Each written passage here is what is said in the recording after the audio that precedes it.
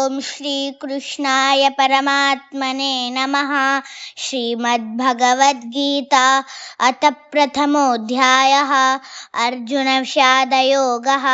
అయనేషు చ సర్వేషు యథా భాగమవస్థితాః భీష్మమేవాభిరక్షन्तు భవంతః సర్వ ఏవ హి.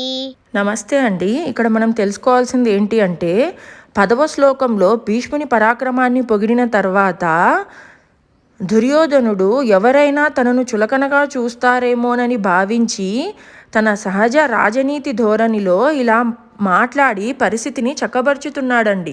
అంటే ఏం మాట్లాడంటే భీష్మ పితామహుల వాళ్ళు ఎంత గొప్ప వాళ్ళు అయినప్పటికీ ఆయన వృద్ధుడు కనుక ఆయనను రక్షించుకోవాల్సిన అవసరం మనకి ఎంతవరకైనా ఉంది అని తమ సేనాబలానికి చెప్తున్నాడు దుర్యోధనుడు. ఇంతవరకు భీష్ముడే మనకు అండా దండ, ఆయన వల్లే మనకు విజయం వరిస్తుంది అని భావించిన అతడు ఇప్పుడు ఎవరైనా చూస్తే ఏమనుకుంటారో అని చెప్పేసి ఎంత బాగా మాట మారుస్తున్నారో చూడండి.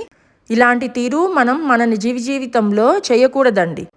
ఇలా మాట్లాడినప్పటికీ దుర్యోధని మనసులో మాత్రం భీష్మ పితామహుని వల్ల ద్రోణాచార్యుని వల్లనే కౌరవులకు విజయం వరిస్తుంది అనే గట్టి నమ్మకం అయితే ఉంది. అంటే మనసులో ఒక మాట బయటికి ఒక మాట ఎప్పుడూ మాట్లాడకూడదండి. అది మన నిజ జీవితంలో మనం తెలుసుకోవాల్సిన విషయం.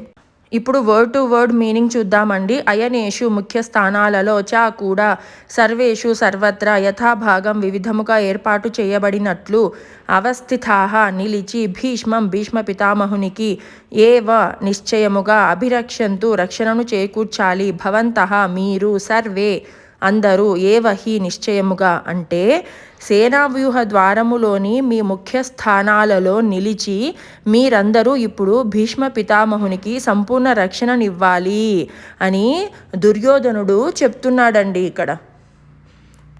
ఇది మీకు నచ్చినట్లయితే ప్లీజ్ సబ్స్క్రైబ్ చేయండి, సపోర్ట్ చేయండి. Thank you.